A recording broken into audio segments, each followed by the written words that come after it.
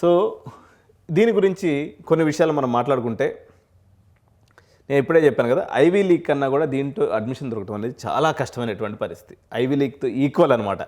So కేవలం ఒక class రూమ్లో 15 మంది మాత్రమే ఉంటారు. మీరు మంచి మెరిటోక్రస్ స్టూడెంట్ అయినట్లయితే, ఇప్పుడు మనకి చాలామంది అడుగుతూ ఉంటారు, నేషనల్ సింగపూర్ యూనివర్సిటీలో మాకు అడ్మిషన్ ఇప్పించండి సార్, న్యాన్యాంగ్ టెక్నికల్ యూనివర్సిటీలో అడ్మిషన్ ఇప్పించండి, అక్కడంతా ఫ్రీ అంట కదా. ఫ్రీ అనేటువంటి మాట నిజమే ఎప్పుడు మీరు అత్యంత ప్రతిభావంతులైనటువంటి విద్యార్థులు అయినప్పుడు. ఈ ప్రతిభావంతులు అనేదానికి మనకు కొన్ని రాటిఫికేషన్స్ తీసుకోవచ్చు. యూ మే పార్టిసిపేట్ ఇన్ ఒలింపియాడ్స్లో ఎవరైతే పార్టిసిపేట్ చేసి ఉంటారో, ఎవరైతే ఏదైనా ఇన్వెన్షన్స్ చేసి ఉంటారో ఇంటర్మీడియట్ లెవెల్లోనే, లేదు అట్లీస్ట్ జేఈ స్కోర్ 90 అబౌవ్ ఉంటే at least we can put an application, మన అదృష్టాన్ని పరీక్షించుకోవచ్చు అన్నట్టు. సో ఇది చెప్పాను కదా, 3 దిక్కలు ఉంది. న్యూయార్క్ అనేది అబుదాబి అండ్ షాంఘై, సో 3 ప్రాంతాల్లో ఉంది. సో ఇది ఇట్స్ అన్ ఇంటిగ్రేషన్ బిట్వీన్ లేకపోతే ఒక కొలాబరేషన్ మోడల్లో UAE government and Abu Dhabi and national university of New York university Abu Dhabi స్థాపించడం జరిగింది.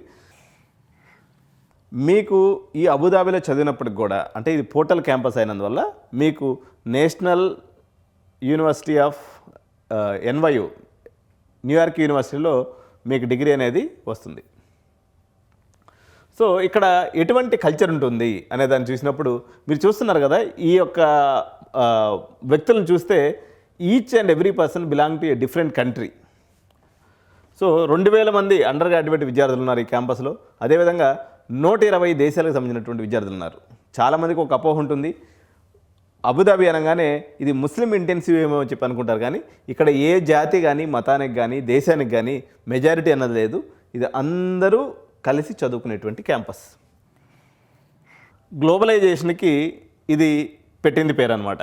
సో మీరు గ్లోబలైజేషన్ గురించి కేవలం పుస్తకాల్లో చదవరు, మీ డార్మెటరీ రూమ్లో ప్రతి రూమ్ అనుభవిస్తారు. అంటే దాని అర్థం ఏంటంటే, ఎక్కడైతే మీరు క్యాంటీన్లో కూర్చుంటారో, ఏదైతే మీ డార్మెటరీలో లాబీలో కూర్చొని మాట్లాడుకుంటుంటారో, సో మీరు మిడిల్ ఈస్ట్లో జరిగేటువంటి రాజకీయాల గురించి మాట్లాడతారు. అదేవిధంగా యుఎస్లో జరిగేటువంటి అనేక విషయాల గురించి, కెన్యా, బ్రెజిల్, కొరియా నుంచి వచ్చిన రూమ్మేట్స్తో మిడిల్ ఈస్ట్ ఏరియా గురించి అర్ధరాత్రి చర్చలు చేస్తున్నటువంటి ఒక విజువల్ అనేది మనకు కనిపిస్తుంది. సో వాళ్ళు క్యాంటీన్లో భోజనం చేస్తూ కెన్యాలో ఏం జరుగుతుంది, బ్రెజిల్లో ఏం జరుగుతుంది, సౌత్ కొరియాలో ఏం జరుగుతుంది, నార్త్ కొరియాలో ఏం జరుగుతుంది, మిడిల్ ఈస్ట్ యొక్క పాలిటిక్స్ ఏ నడుస్తున్నాయి అనేటువంటి విషయాల్ని సీరియస్గా డిస్కస్ చేస్తున్నటువంటి ఈ పిల్లలను చూస్తే గ్లోబలైజేషన్కి ఇది మరో నిర్వచనంగా మనకు కనిపిస్తూ ఉంది.